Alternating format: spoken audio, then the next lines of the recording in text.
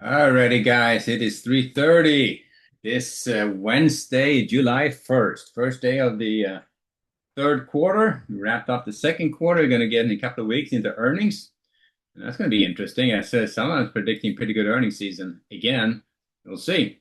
But right now, I would say that we started off with a bias to the upside, given the overnight and given the close out of June. And so far, it hasn't quite disappointed, not been quite as feisty as I thought it would be. But the ES holding on pretty darn good. They ran it higher and get long against early weakness. They ran it higher and they held on to that at least for now. But after the initial run up here, it's been kind of sloppy. They're drifting lower at 2 o'clock hour, just not getting anything. So it's just kind of twisting in the wind kind of stuff. Difficult to trade. That's no point to trading that. Nasdaq has been even worse. Nasdaq was absolutely crazy in the morning. That's snappy back and forth and absolutely volatile. And as you can see, they are technically as range bound. They backed off in the overnight. Or sorry, they backed off from the overnight. You could buy weakness for a nice rotation up. At least had a shot at it, but that was that was not easy. I haven't traded Nasdaq at all today. I took one trade on the ES, and that was that retest failure trade. It's set up pretty nicely here, and after that initial run, they stalled, backed off, one failure. They ran it lower, another attempt to take it higher. I got in. I thought I was going to take it lower on that rotation down, so I got in a little bit aggressive. I had to repair it once, and then I just bailed on that one when it didn't kind of work out. And then again, as I keep emphasizing, if you have to repair a trade because you kind of wrong on the entry, let's get out of it. Today it saved my ass.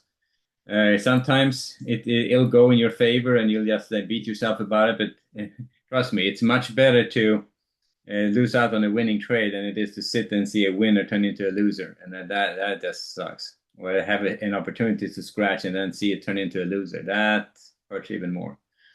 So the ES is holding on to the gains. Good start of the day, or a good start of the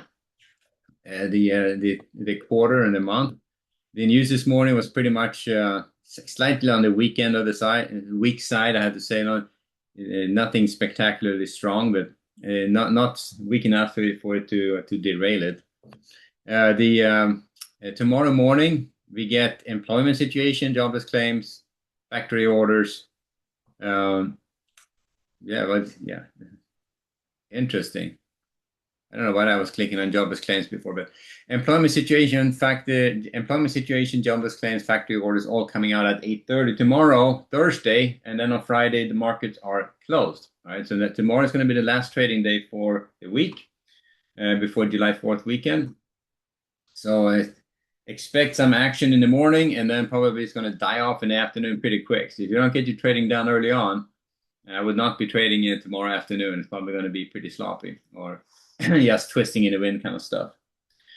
But the ES, I will start off from the long side, keep the bias to the long side, at least to get started. We're going to buy against this 75.50 down to that 75.40s for rotations up, maybe down to the 20s, 25.30s here.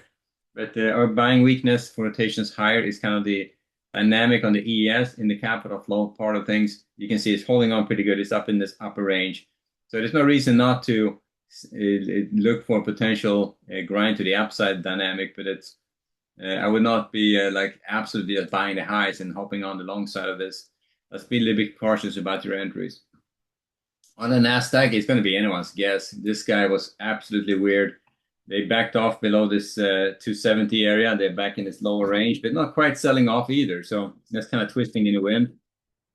But they did retrace quite a bit from yesterday's or from yesterday's trading, which is not a great sign. But you can see, it's funny to see how July 1st, the software stocks, some of these software stocks like ServiceNow, Palantir, suddenly is getting bought like crazy, and the semis are getting sold. So okay, I guess it's anyone's guess, right? So trying to chase the stocks which are popping is just a fool's errand. They have to take your positions and kind of hold on to them.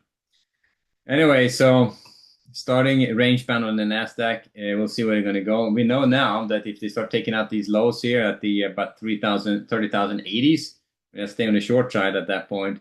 If they start heading up above the, let's say the edge is going to be up here at the 320s. I would stay on the long side and see how far I want to take it. So it's kind of tight range, backed off a little bit. Let's see how they develop going into tomorrow's trading. And again, it's going to be one burst of trading in the morning, and then probably going to die off pretty darn quick.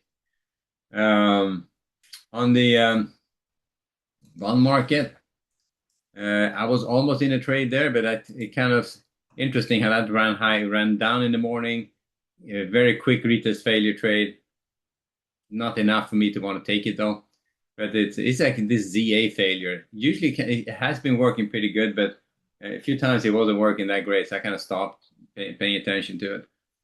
But I mean, it's I tried to get long for a rotation down here at the 21s, and I dropped it one tick lower, and I canceled it. I was not kind of believing that they wouldn't be able to retrace it back here to the mean. So I was holding on for a bit. Turns out that they haven't done much at all. Just been kind of twisting in a wind, going sideways. So not much action on the bonds at all. But I would stay on the short side on this, at least to get started, given, I mean, even it looks pretty strong here in the afternoon.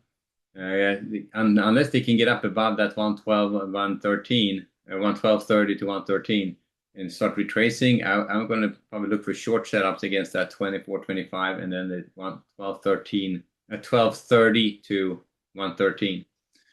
All right, so there you have it on the crypto side of things. Look at that thing. We got silver's getting hammered again. They were up here against 661. They're getting sold again. Gold is getting sold. They were up here pretty good as well, getting sold, moving pretty good. Oil is down at 68, so that's a great sign. So oil, definitely oil trading lower. So that the trade is open, I guess, since oil is heading lower like it is. And the Ethereum and Bitcoin futures are just going sideways right now. They were up pretty good here, so they're kind of settling in, but they were up pretty good here in the morning. All right, so back to the ES and the NASDAQ. Going into tomorrow's trading, as I said, ES, I'll start with a slight bias to the upside. NASDAQ, I'm just going to start flat out range band and watch the upper and lower edges to see where they're going to go. All right, so we'll wrap it there, guys, and then we'll see how that last real trading day before the week wraps up going to turn out for tomorrow. Alrighty, guys. So the only trade I took was that one trade on the ES, and I ended up scratching it at 750. So that's it. Alrighty, guys. We'll leave it there. We'll see you back bright and early in the morning. We'll go at this again. Later.